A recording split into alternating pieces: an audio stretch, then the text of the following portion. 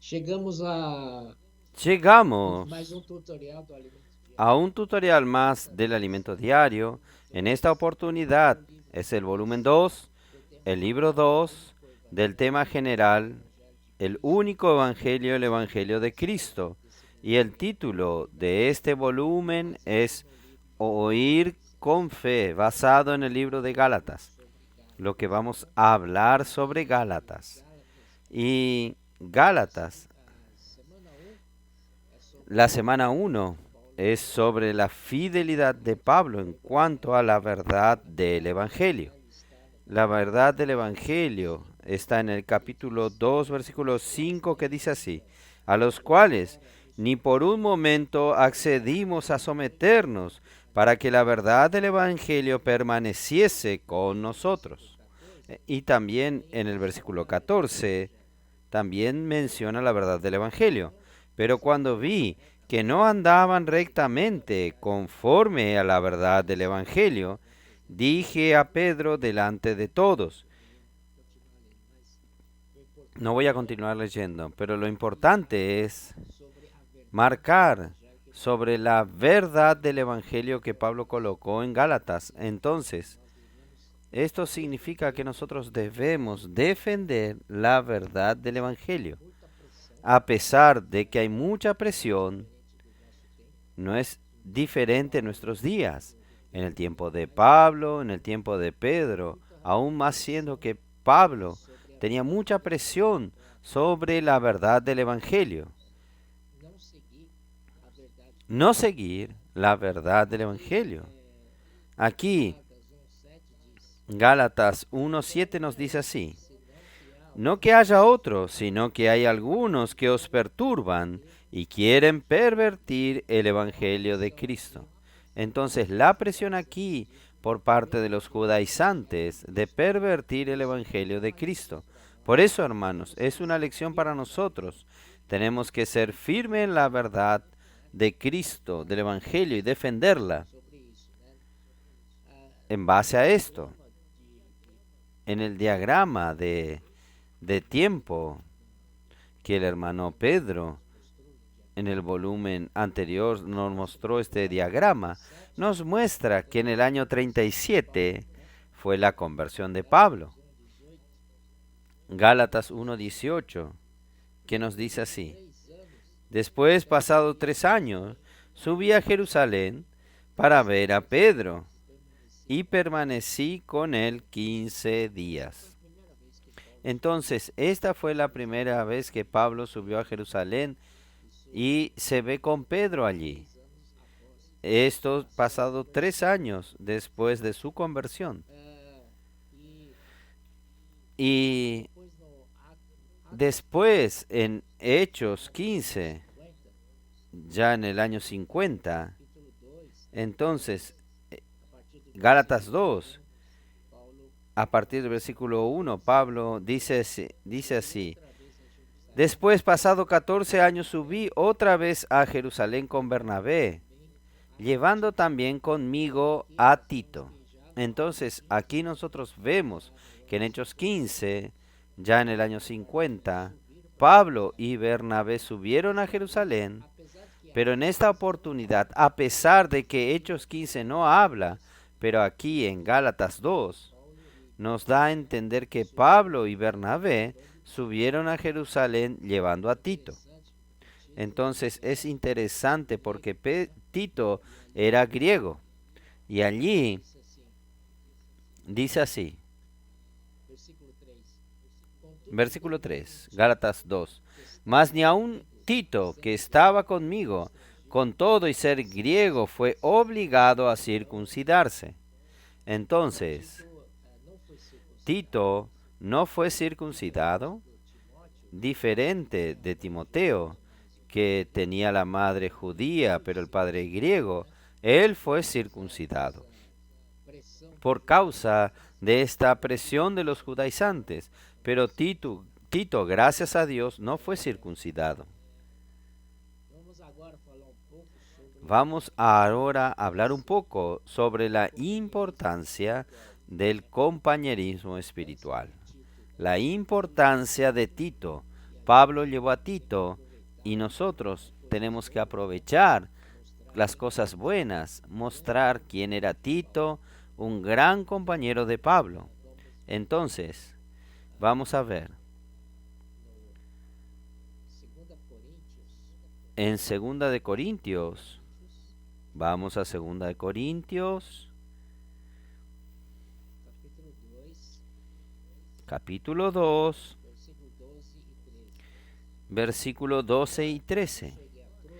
Cuando llegué a Troas para predicar el Evangelio de Cristo, aunque se me abrió puerta en el Señor, no tuve reposo en mi espíritu por no haber hallado a mi hermano Tito. Así que despidiéndome de ellos, partí para Macedonia. Entonces nosotros podemos ver aquí que a pesar de que el Señor había abierto una puerta, una puerta a la palabra a Pablo, pero Pablo no sintió tranquilidad en el espíritu, porque Tito no estaba allí. Entonces, como Tito hacía mucha falta para Pablo, para la obra, entonces, aquí esta parte es extremadamente importante. También pudimos ver después en 2 Corintios 7, estamos hablando de Tito. 2 Corintios 7, versículo 6.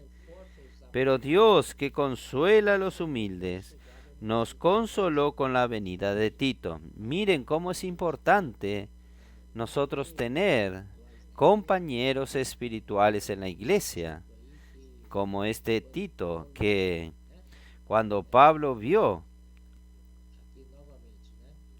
aquí nuevamente, versículo 6, pero Dios, que consuela a los humildes, nos consoló con la venida de Tito. Miren qué lindo cuando nosotros, con la presencia de un hermano, nuestros compañeros, nosotros nos quedamos alegres. Y 2 Corintios 7:13 también. Por esto hemos sido consolados en vuestra consolación por causa de Tito, pero mucho más nos gozamos por el gozo de Tito, que haya sido confortado su espíritu por todos vosotros. No solo Tito fue a Corinto. Cuando volvió Tito, propiamente dio la alegría a Pablo, pero como la noticia de que Tito traía a Pablo sobre la situación positiva, la reacción positiva de los corintios con relación a Pablo, Pablo también quedó extremadamente confortable.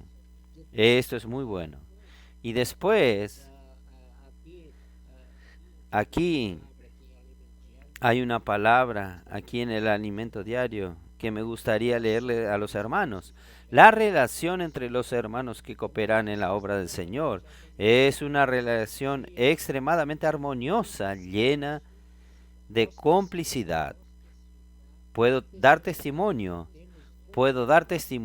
que tenemos compañeros que conocen nuestro corazón, que son rápidos en practicar la palabra profética, porque creen que en eso está la bendición de Dios sobre nosotros.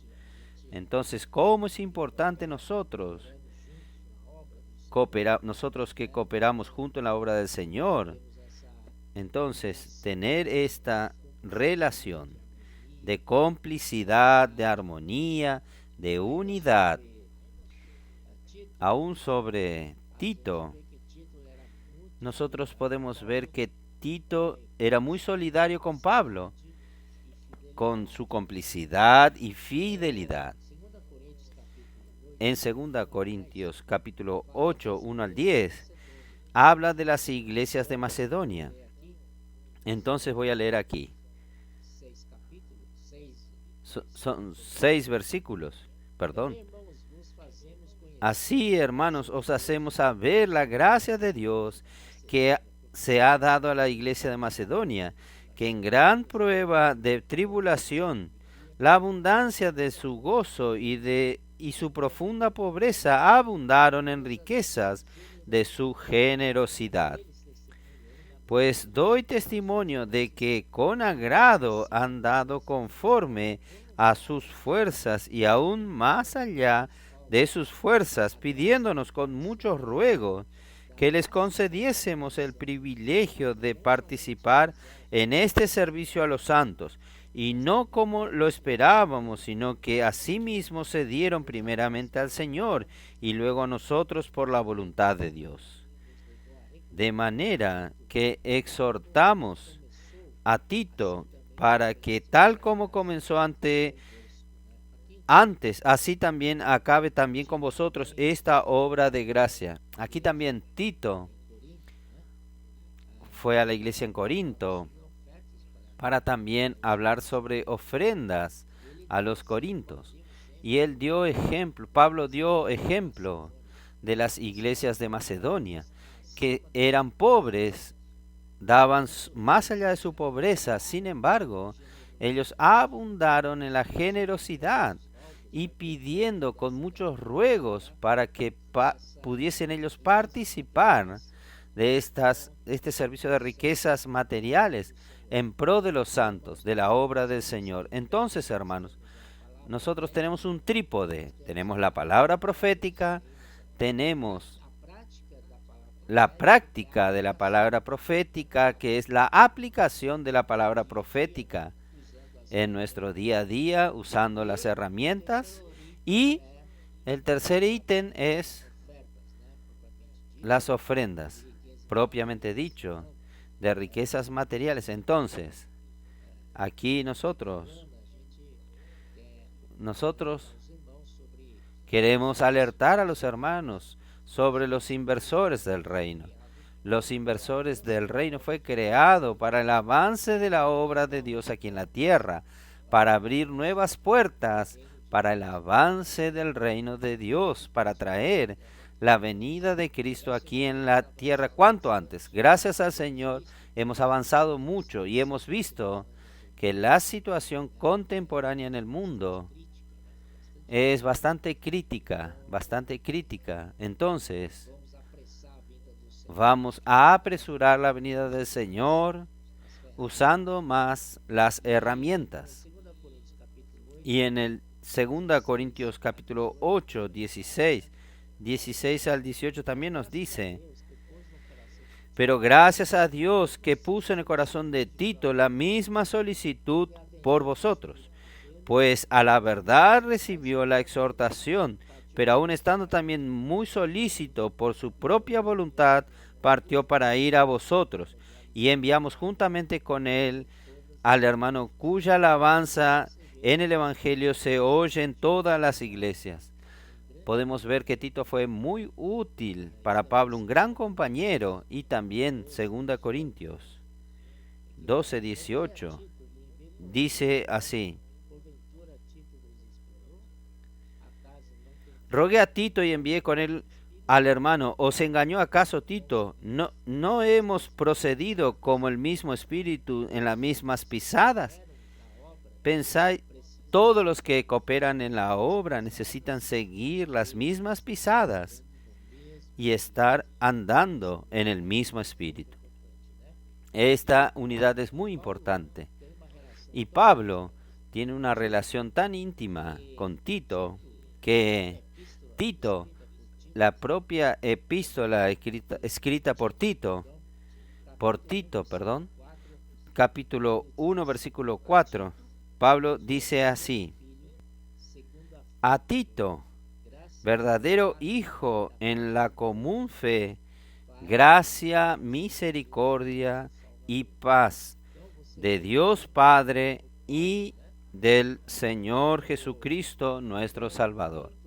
Entonces usted puede ver aquí que Pablo, por tanto recibir el beneficio de un compañero como Tito, Pablo lo consideraba como su verdadero hijo. Porque nosotros somos nosotros estamos en la relación de la vida de Dios. Entonces aquí nos anima a todos nosotros a ser Titos de hoy. No solamente un Tito, sino varios Titos, que sean multiplicados muchos Titos en nuestra era de hoy para que la obra pueda avanzar aún más, para finalmente traer al Señor de regreso.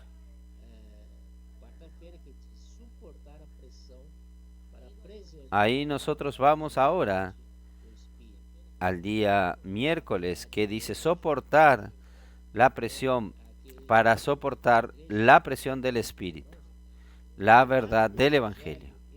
Entonces, aquí hay un trecho que voy a leerle a los hermanos. La verdad del Evangelio está asentada fundamentalmente en la gracia que Dios nos concedió por medio de la obra de Cristo en la cruz. Dios nunca impuso ninguna condición aparte de nuestra fe en Cristo. Cuando creemos, somos salvos por la gracia. Para Dios basta creer. Esto es la esencia de la verdad del Evangelio, porque muchos dicen, para que usted sea salvo, usted tiene que hacer mucho esfuerzo por su propia fuerza. Entonces usted tiene que circuncidarse, usted tiene que guardar la ley de Moisés. Todo esto es un esfuerzo en vano, es un esfuerzo en la carne. Entonces, esto es para incentivar la capacidad de la carne para cumplir la palabra de Dios. Esto no es el Evangelio. El Evangelio es lo contrario. El Evangelio es Cristo realizó la obra de redención, la obra de salvación por nosotros en la cruz, y que cómo podemos recibir, cómo hacer parte de esta salvación que Cristo realizó en la cruz, es por la fe, no por la obra. Por la obra usted no lo consigue, usted no tiene ninguna capacidad. Nosotros estamos enfermos por nuestra carne. Nuestra carne habita la ley del pecado y de la muerte. Nunca va a conseguir la ley perfeccionar a la carne. No hay manera. Pero gracias a Dios por la verdad del Evangelio, sin hacer nada, sin pagar ningún precio por parte nuestra, Cristo pagó este precio por nosotros, muriendo en la cruz y resucitando, dándonos el Espíritu que da vida. Entonces hoy nosotros tenemos el Espíritu que da vida dentro de nosotros. Esto es una gran novedad.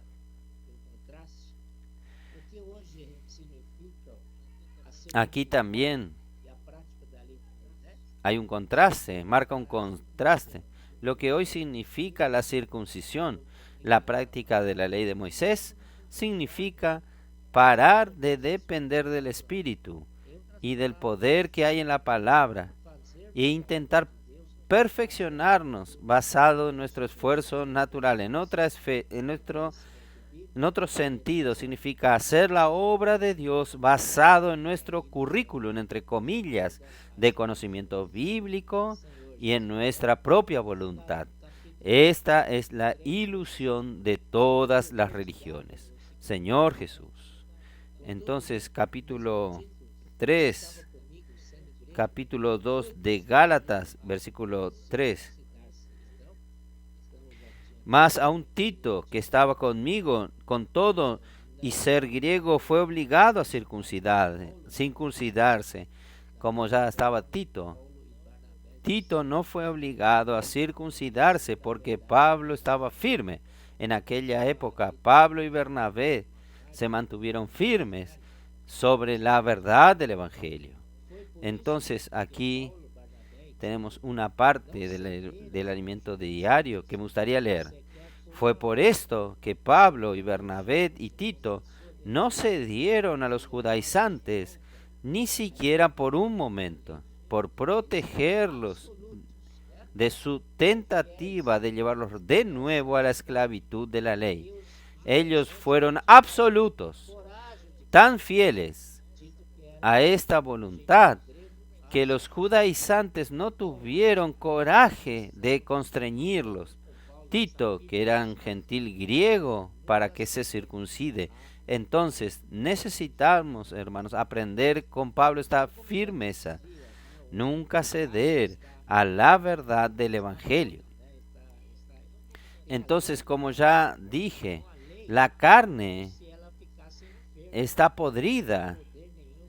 Tiene la ley del pecado y de la muerte. Entonces la ley, como si ella estuviese enferma, no tiene ningún poder, no tiene ninguna eficacia sobre la carne. La carne no produce nada para Dios.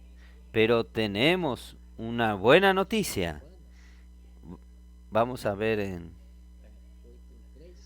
capítulo 8 de Romanos. Romanos capítulo 8. Romanos 8:3, que dice así: porque lo que era imposible para la ley, por cuanto era débil por la carne, Dios, enviando a su Hijo en semejanza de carne de pecado, y a causa del pecado, condenó al pecado en la carne. Entonces, el pecado está en la carne. La carne no consigue realizar la obra de Dios. Después, pero nosotros tenemos una buena noticia aquí. Romanos 6:6 dice así: sabiendo que nuestro viejo, si ya morimos con Cristo, creemos que con Él viviremos. Gracias al Señor, nuestro viejo hombre ya fue muerto con Cristo. Entonces, no intente hacer las cosas por la carne. Esto no es la verdad del Evangelio. La verdad del Evangelio es que usted por la fe cree en la palabra de Dios, en aquello que Cristo ya realizó. Y capítulo 2, 25. Yo llegué aquí para mostrarle.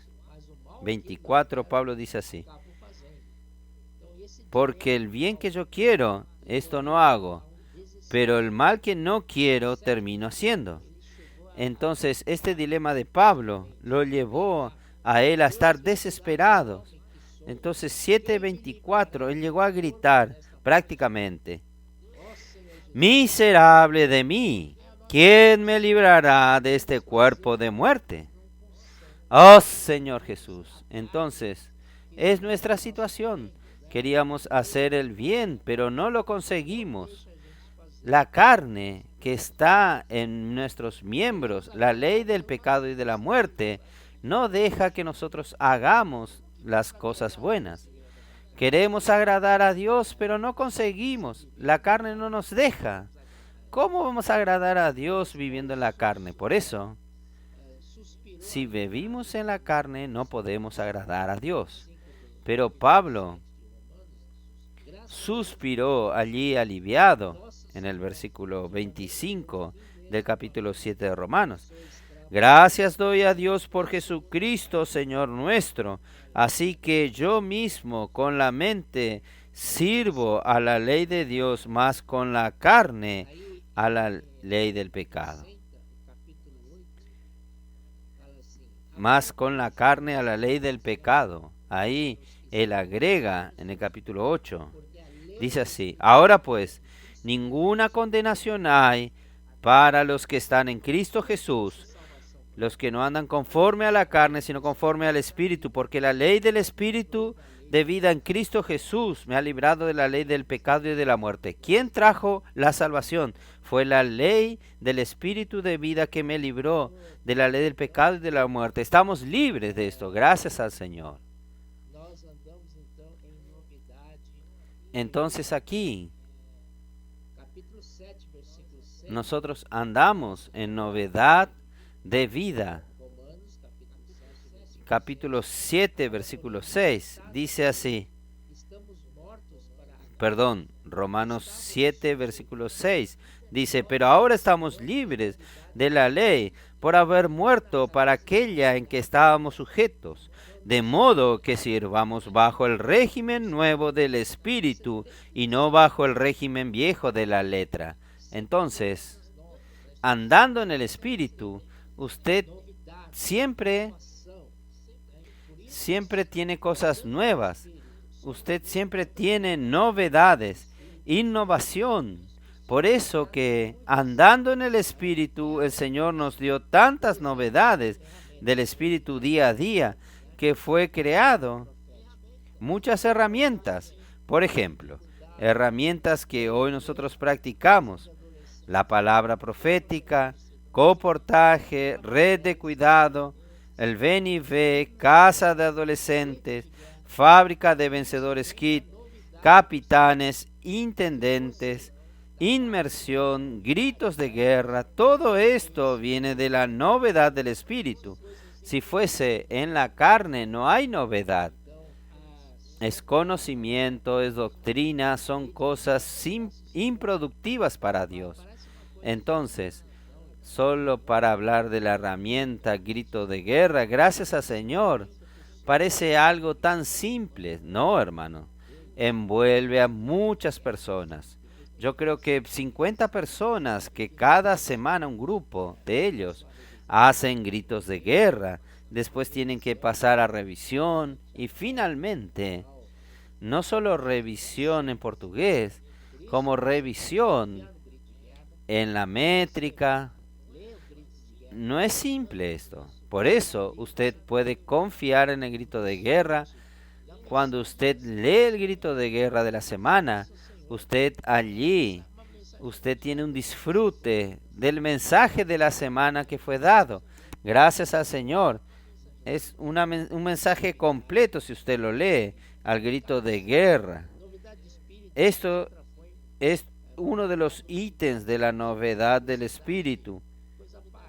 Novedad del Espíritu se contrapone contra la caducidad de la letra, la vejez de la letra. Son cosas viejas que no producen nada, solo va secándose. Entonces, son cosas de antiguamente, a quien les gusta la nostalgia, pero nosotros no. Nosotros siempre queremos la novedad del Espíritu. Amén. Entonces, aquí permanecer firmes en la verdad del Evangelio. Entonces, aquí hay algunos caminos, algunas cosas que nos debemos aprender con Pablo. Aquí, no ceder a las presiones. Por ejemplo, los judaizantes, ellos entonces presionaron a Pablo para que Pablo cambie esta verdad del Evangelio, pero Pablo quedó firme, no cedió ningún milímetro. Entonces aquí, no ceder a las presiones, no ser diplomáticos, no ser complacientes, luchar por la verdad del Evangelio. Entonces esto es muy importante. Aquí dice: el siervo no puede ser diplomático ni complaciente en estas situaciones. Aún sobre gran presión, Pablo no cedió, porque la responsabilidad de él era muy grande y él luchaba para que la verdad del Evangelio permaneciese entre los gentiles cristianos. Gracias al Señor. Aquí está el episodio sobre el alimento diario que me gustaría leer a los hermanos. En el tiempo del alimento diario, el hermano Don, el alimento diario, comenzó a publicar el alimento diario, que son palabras dichas en las conferencias, y es transformado en el alimento diario para nuestro disfrute diario en la palabra viva del Señor, en el hablar vivo del Señor. Entonces, algunos líderes de otros países vinieron aquí para negociar con el hermano Don. Hermano Don, si usted para de publicar el alimento diario, entonces nosotros le abrimos las puertas de todas las iglesias para usted. Como el hermano Don no concordó, y ahí vino una carga más fuerte. Hermano Don, usted no puede publicar sus propias publicaciones. Usted tiene que seguir lo que nosotros ya publicamos. Usted tiene que parar con el alimento diario. Ahí, de tanta presión que el hermano Don sentía, la presión es tanto que en un momento dado, el hermano Pedro entonces percibió que el hermano Don estaba siendo sofocado por aquellos hermanos.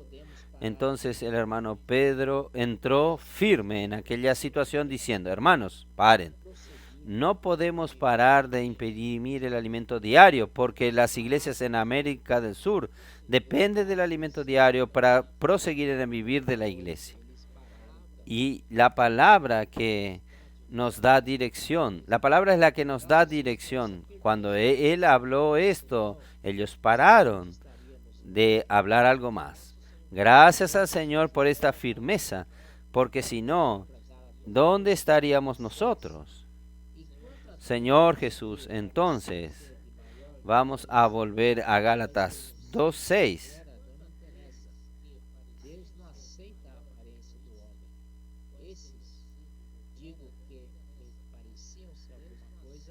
Pero de los que tenían reputación de ser algo, los que hayan sido en otro tiempo, no me importa. Dios no hace acepción de persona. A mí, pues, los de la reputación nada nuevo me comunicaron. Pablo decía de los judaizantes que se mostraban muy inteligentes, mayorales. Pablo dice que parecían de mayor influencia. No me interesa, dice Pablo. Lo que ellos predican es totalmente fuera de la verdad del Evangelio. Dios no hace acepción de personas. Imagínense la apariencia de estas personas. Deben ser pomposos, exhibiéndose, arrogantes. Y Pablo no me ofende. Esas cosas no son nada. Y dijo: de los que me parecían ser algo, no me agregaron nada. Pablo, ellos querían volver a la ley de Moisés, volver a practicar la circuncisión. Ellos nada agrega para quien está viviendo la verdad del Evangelio. Aleluya. Entonces vamos a 2 de Pedro 3, 15 al 16. Y tened entendido que la paciencia de nuestro Señor es para salvación, como también nuestro amado hermano Pablo, según la sabiduría que le ha sido dada, os ha escrito, casi en todas sus epístolas, hablando de ellas en estas cosas, entre las cuales hay algunas difíciles de entender, los cuales los indoctos e inconstantes tuercen, como también las otras escrituras para su propia perdición. Entonces, en la época de Pablo, en la época de Pedro sufrió mucho la persecución, mucha presión. Entonces aquí, nosotros necesitamos ver que cómo surgió esta presión, esta oposición. Primero tenemos que ver la primera parte de la iglesia en Jerusalén, una iglesia muy fuerte, una iglesia auténtica, una iglesia bajo la verdad del Evangelio, dando condición al Espíritu Santo. Muchos millares fueron salvos, adhirieron al Evangelio, hasta muchos sacerdotes, hasta los fariseos se convirtieron al Señor. Este era el problema. Esto duró hasta Esteban. Esteban, cuando él fue muerto, allí terminó también la primera etapa, la etapa áurea de la iglesia en Jerusalén. La segunda etapa comenzó entonces con la persecución que la iglesia en Jerusalén sufrió en el capítulo 8 de Hechos. Y allí, hermanos, como la muerte de Esteban, esto impresionó mucho a la iglesia en Jerusalén. Entonces ellos creyeron que no podíamos ser tan radicales, porque si somos tan radicales, los judíos van a terminar también matándonos. Entonces ellos escogieron una línea un poco, una línea central, ni pro evangelio ni pro judaísmo. Entonces querían practicar, hermanos, para nosotros no existe algo intermedio. Para nosotros, ¿es la verdad del evangelio o no lo es? Y debemos estar firmes. Entonces, nosotros vemos, Pedro comenzó firme con la verdad del evangelio y el Señor estaba con él porque él practicaba señales, prodigios y milagros. Él curó ciego de nacimiento, paralítico, varias cosas demostrando que el poder de la palabra por medio del Espíritu. Pero ahí, hermanos, en la segunda mitad en adelante nosotros podemos ver, entonces algo sucedió aquí, que Pedro fue perdiendo la posición allí. Podemos ver también Gálatas, volviendo a Gálatas. En verdad es una lección para nosotros estar firmes. Gálatas 2, versículo 11 dice así: Mas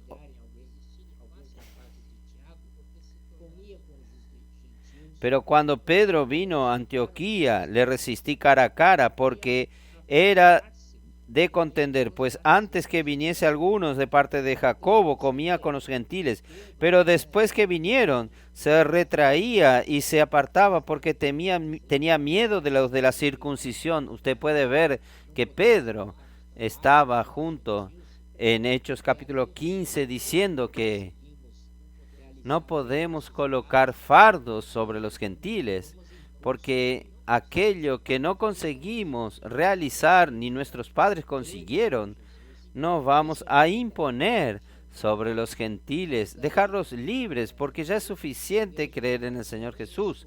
Esto es el verdadero evangelio. Pero la iglesia en Jerusalén ya había escogido a Jacobo como líder principal, y Pedro fue perdiendo su posición en Jerusalén. Y aquí en el episodio que yo leí recién, Gálatas capítulo 2, a partir del versículo 11, vemos allí a Pedro debilitándose. Pedro entonces dio un error en cuanto a la verdad del evangelio. Nosotros vemos que Pedro era un muy buen apóstol, sin embargo, le faltó la firmeza, porque cuando vinieron los de parte de Jacobo, él ya salió de entre los gentiles y se reunió con los judíos. Esto es hipocresía. Pero hermanos, gracias al Señor, que esto no debe suceder con nosotros hoy, que los hermanos puedan leer el alimento diario con cuidado, que hay muchos otros detalles aquí importantes. Entonces, lo que es interesante que después que Pedro, después del capítulo 15 de Hechos, nosotros no vemos más a Pedro en Jerusalén. Aquel capítulo, hasta el capítulo 21, cuando Pablo nuevamente fue a Jerusalén, se encontró solo con Jacobo. ¿Dónde estaban los apóstoles? No había ninguno. Pedro no estaba allí más. Entonces, estaban solo los presbíteros, los hermanos de Jerusalén, que eran pro-judaizantes. Y ahí Pedro salió de Jerusalén. ¿Y dónde fue encontrado Pedro? Pedro estaba apacentando a aquellos judíos que habían sido dispersos por causa de la persecución de los judíos en contra de la iglesia en Jerusalén. Y Pedro estaba apacentando, cuidando de estos hermanos de la iglesia en Jerusalén, que fueron dispersos, porque ellos participaron del primer grupo, la primer parte de la iglesia en Jerusalén. Por eso que Pedro dice así: os hago recordar de la presente verdad, ya presente en vosotros. Quiere decir así, ustedes ya tienen la verdad del Evangelio. Ustedes, cuando estaban en Jerusalén, en la primer parte de la iglesia en Jerusalén, yo ya hablaba esto. Y ustedes deben saber de esto. Entonces, hermanos, esto es una confirmación de que nosotros necesitamos estar totalmente uno con la verdad del Evangelio, ser firmes y no colocar el pie hacia atrás, no retroceder. Aquí dice así, hay un trecho aquí: la verdad del Evangelio está completamente relacionado al nuevo pacto. Este es el camino que debemos caminar en lo referente a esta verdad. No ceder ningún milímetro. No ceder ningún milímetro en lo relacionado a la verdad del Evangelio. Somos realmente débiles. Pero cuando practicamos la palabra, creemos que ella realmente es el hablar de Dios. Nosotros nos llenamos del poder que procede de Dios. No necesitamos ser fuertes, hermanos. No necesitamos ser poderosos en nuestra carne, en nuestra capacidad humana, en nuestro conocimiento, nada de esto.